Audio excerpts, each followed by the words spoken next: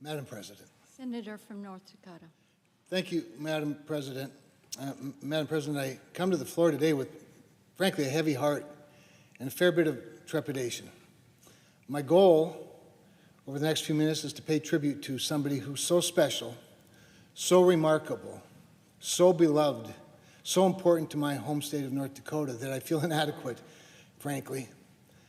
But here I am, to pay tribute to Sister Thomas Welder, who went to be with the Lord on Monday morning of this week at the age of 80.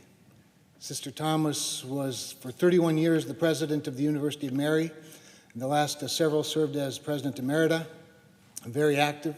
She's a member of the Benedictine Sisters of Annunciation Monastery at Bismarck, and she was a dear personal friend.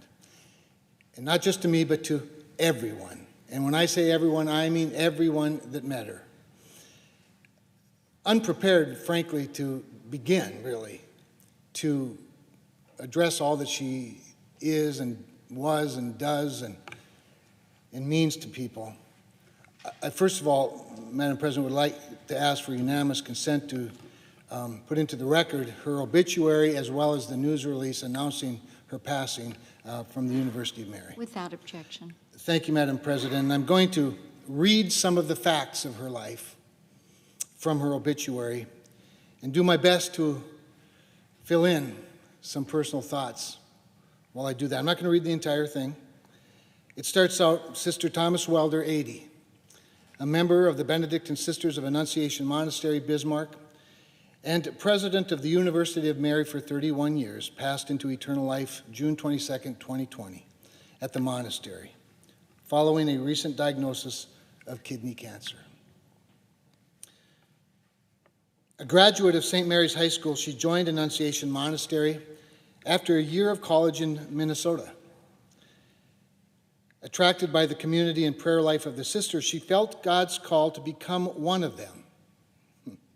As a novice, she was given the name of Sister Thomas. She made her monastic profession on July 11th of 1961. Sister Thomas cherished Benedictine monastic life, which she lived faithfully for 59 years. I recall a speech or an interview once. I think it was during her retirement at an event, and she was asked about monastic life, and she was asked about what is it that grounds you? Where is it you get your inspiration? And she said, my wellspring are the Sisters of Annunciation Monastery. Skipping down a little bit, her obituary reads, a dedicated servant leader, and we will speak to that in a little bit more. She gave her life to the University of Mary for 57 years. She led from her heart and touched the lives of many. She was president from 1978 to 2009. I had the great honor of serving as the Master of Ceremonies at her 30th anniversary as president. Under her remarkable leadership, the school attained a university status in 1986, tripled in size, added the university's first doctorate, grew on-site and online adult learning programs to 16 locations across the state, the region, and the country, and moved the school from NAIA to NCAA Division II athletics. Sister Thomas was, this is an important line, Sister Thomas was present to students, faculty, and staff. I'll elaborate on that a bit as well. She attended student recitals and concerts, cheered at athletic events, and participated in many university gatherings. She called students by name, and her genuine, caring attitude left a deep impression on them. She enjoyed getting to know friends of the university whose financial assistance made growth possible. I went on many fundraising calls with her. After her retirement as president, she was named president emerita and served in the university's mission advancement office. I had the great honor of working with her and then working for her after she hired me, and then working with her again as a member of the Board of Trustees and chairing and serving on many boards and committees at the university. Her obituary goes on to say, one of the most widely known and highly respected women in North Dakota, Sister Thomas loved visiting with people of all ages and walks of life. People gave her energy. She would focus her entire attention toward listening to the person right in front of her. Boy, do we need that lesson here, Sister Thomas. We need you to teach us. Let me say that again. She would focus her entire attention toward listening to the person right in front of her. In fact, in a TED Talk she did for TEDx on TV about, I think, 3 years ago or so, she was speaking to a lot of young people, of course, at this TED Talk. She was talking about connectivity, and she was speaking to the issue of monastic life and community and the stability that comes from being grounded in a community, while also talking about, not criticizing, mind you, she was rarely critical, but speaking of the challenges of the digital era. And she said this: the challenge is to be fully present to those around us. The challenge is to be fully present to those around us. To engage face to face with one's child, with a colleague, with a neighbor. And she went on to say, even that person who may not be in our circle of friends. See, she didn't just speak to this value of being present. She was present. She was the epitome of always being present. In fact, her humility caused her to always deflect attention away from herself and to the person in front of her. Earlier I mentioned that in the obituary it mentions she called the students by name. And this is perhaps the best example of what I mean when I say she was always present. University of Mary had about 3,000 students a year by the time she retired. She knew them all by name. And when she would greet students, faculty, friends, neighbors, supporters of the university, she always called you by name, but not just you. She asked about your spouse by name, your children by name. Now, we all thought that was some special spiritual gift, a big brain with an incredible memory that just automatically recalls people's names. Yeah, she was really smart. She had a good memory, to be sure. But she didn't call us by name because she had a great memory. She called us by name because it was important to her, because she knew it was important to us. It was a conviction, a commitment that she had to being present all the time. It was a remarkable thing, a remarkable thing. Sister Thomas modeled many Benedictine values. At the University of Mary, we learned them all the time. The 6 that they highlight there are the Benedictine values of hospitality, respect for persons, prayer, moderation, service. Really important, as she called them, gospel values. But she didn't just call them gospel values. She didn't just teach them, although she does a lot. And if, by the way, the internet, YouTube is full of her speeches on Benedictine values and other values, and leadership, especially servant leadership. But she committed herself to instilling these values throughout the monastery's sponsored institutions, which included, of course, the University of Mary and CHI St. Alexius Health. She served on many state and national boards, including the board of CHI St. Alexius Health and MDU Resources Group, a Fortune 400 corporation. She received many honors during her lifetime, including North Dakota's highest honor, the Theodore Roosevelt Rough Rider Award. She earned them all. She earned them all. In fact,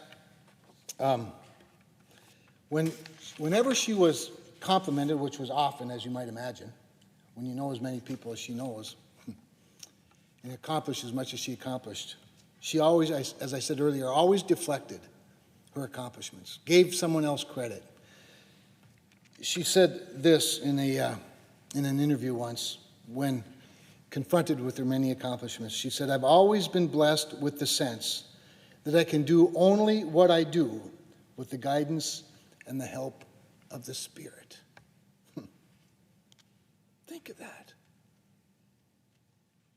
All that she accomplished. Takes no credit, but credits the fact that she was blessed with the sense that at least she was aware that the Spirit was the one that was guiding her. Her obituary also states, Sister Thomas was grateful for many blessings in her life. She was particularly thankful to 2 kidney donors who gave her the gift of life through 2 kidney transplants. She often prayed for and stayed connected to these special people. In that TEDx speech that I talked about from about 3 years ago, she was talking about connectivity, as I said. And she was challenging them. She said, a disconnect from our cell phone or iPad makes possible a reconnect with those around us. A disconnect from our cell phone or iPad makes possible a reconnect with those around us. Madam President, I could share lots of personal stories. I'm tempted to, but I don't think that would be the tribute she'd want. Her and I made a lot of calls together. We went on a lot of road trips together. We spoke at a lot of the same events. I was always grateful when I could go first. It was impossible to follow her. Incredible speaker. One time we were at an event, I think I was the MC actually, it was a local event in Bismarck, and she gave one of her, phenomenal speeches. They all are, and all were. And in the audience, unbeknownst to me, was the president of the National Automobile Dealers Association. And he came up to me afterwards and he said, do you realize that every year we pay about $50,000 for a speaker at our national annual meeting, and we've never had one this good? I said, well, I could get her to do it for less. He said, it's unbelievable. I've never been this inspired in my life. And I would just challenge everybody that has a minute that wants to be inspired to just do a quick Google search of Sister Thomas Welder, and you'll find a video that will inspire you. Every person I know that ever met her is better because they did. Everybody I know that she encountered. I once brought John Wooden, the great Wizard of Westwood, the winningest coach in NCAA history, to the University of Mary to give a speech on servant leadership. And it was a remarkable time. And I sat there, and as I walked Coach Wooden, he was 96 years old at the time, up to the stage, and after Sister Thomas introduced him, and I stood between them, and I thought, wow, I am between saints. 2 of the best servant leaders who both taught and lived that incredible value.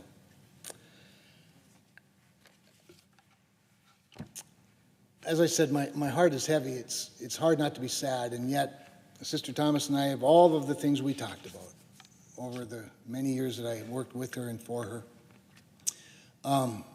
Talked mostly about matters of faith. I'm not Catholic. I do have a degree from the University of Mary. I am on their board of trustees. I love the place. I love the Sisters of Annunciation Monastery and Sister Thomas, especially because she embodies all that's good about them. But we always talked about matters of faith, and I'll never forget one trip to Fargo. I'll never forget, in fact, where we were, sitting in my car, waiting to go in to call on somebody about a gift to the school. And we talked about heaven. And she said, I think we're going to be surprised at who we'll see there. And I thought, yeah, you're probably right. And she gets the blessing of being there first now and seeing who all is there. But there'll be a lot of people there that know her. And they're looking forward to welcoming her and thanking her for the incredible gift she was in their life. And I look forward to the day when I can go and be welcomed by her. Grateful for her life. I love you, Sister Thomas.